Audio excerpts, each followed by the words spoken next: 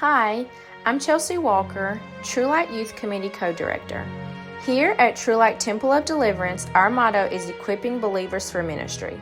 If you need direction for your life, if you need a word from God, listen up as Pastor Tyrone gives us a sermon recap from last week. There's a verse quoted in the Bible that everybody quotes, and that everybody knows. It's the most quoted verse in the Bible, and it's John 3:16. But there's another equally important verse that Jesus quoted very often, and it's Luke 9:23. And so what I realized is that for there to be an accurate understanding of the gospel invitation, that there is no John 3:16 without Luke 9:23. Think about it for a moment. So, but after reading and studying this verse and looking at Jesus' invitations to sinners and to people who wanted to follow him, I realized that the preachers today are preaching the opposite of what Jesus preached. Let me clarify some things there so you get an understanding of what I'm trying to say. We live in a culture of self-love, a culture that is consumed with self-love. We have ego and self-esteem building and feeling good about yourself and thinking you're important. Thinking that you've achieved something and that you are worthy of honor.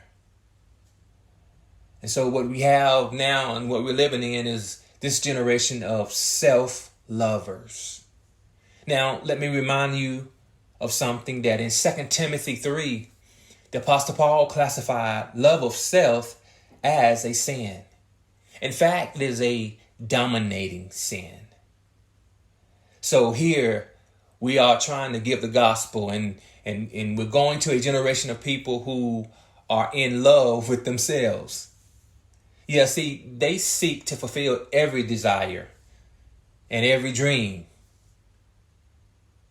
And the message that you hear from the church today is what? Are you unfulfilled? And do you feel your dreams are not being realized? Do you feel an emptiness in your heart? Well, the answer is come to Jesus and he'll fill up your heart and he'll fulfill all your dreams.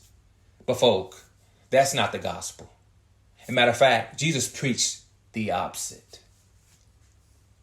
Listen, we have pastors and evangelists and people in church ministry today that seeks mass responses to the gospel. And the idea is to reach as many people as you possibly can. And that's true. That's something that we should wish for and pray for. But the problem is how they go about doing it. Because we want to make this decision as easy as possible, we move all the barriers and we eliminate anything that would not make this decision easy for us, right? Anything that would prevent people from responding to the message is what they eliminate. But Jesus did absolutely the opposite of that. Never did he or would he give anyone an easy way to secure a false sense of salvation. As a matter of fact, y'all, the Lord did and said everything he could to stop would-be fake followers or superficial followers. Listen, my main concern is this, and it's a passion of mine, and it should be, I hope it's a passion of other preachers of the gospel, that we don't give people an illusion that they're saved when they're not. So that someday when they face Christ, when they stand before him, they're going to say, Lord, Lord, and he's going to say, depart from me, I never knew you.